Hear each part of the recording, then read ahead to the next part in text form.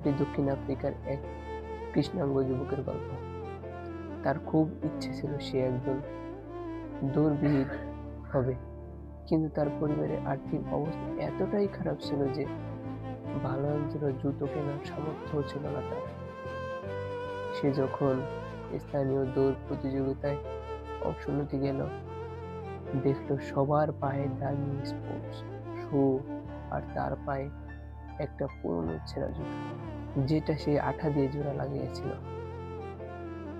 দৌড় শুরু হওয়ার কিছুক্ষণের মধ্যেই তার জুতার তলা ছিঁড়ে আলাদা হয়ে যায়।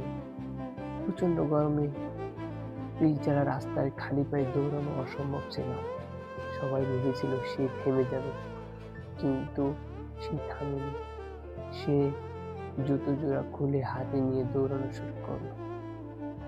পায়ের তালু পড়ে যাচ্ছিল, পাথরে লেগে রক্ত বের হচ্ছিল, কিন্তু তার মাথায় শুধু একটা চিন্তা ছিল, আমাকে শেষ পর্যন্ত পৌঁছতে হবে। সে সেই প্রতিযোগিতায় প্রথম হতে পারেনি, কিন্তু সে দৌড় শেষ করেছিল। সাংবাদিকরা যখন তাকে জিজ্ঞেস করল, পা পড়ে যাচ্ছিল, রক্ত বের হচ্ছিল, তাও আপনি থামলেন না কেন? যুবকটি শান্ত গলায় বলেছিল, পায়ের ক্ষত কয়েকদিনে শুকিয়ে যাবে, কিন্তু মাঝপথে হাল ছেড়ে দিলে মনের যে ক্ষত তৈরি হতো তা সারা জীবন শুকাতো না। আপনার জন্য বিশেষ বার্তা। আপনার ফেসবুক বা ইউটিউব যাত্রাও। আপনার হয়তো এখন ভালো সরঞ্জাম নেই বা বারবার মনে হচ্ছে আপনি পারছেন না, ওই ছেঁড়া জুতার মতো।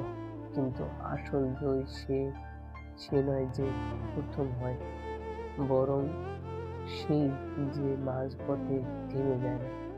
আপনি যে বললেন বারবার চেষ্টা করে ভালো লাগছে না, এটা আসলে আপনার মনের একটা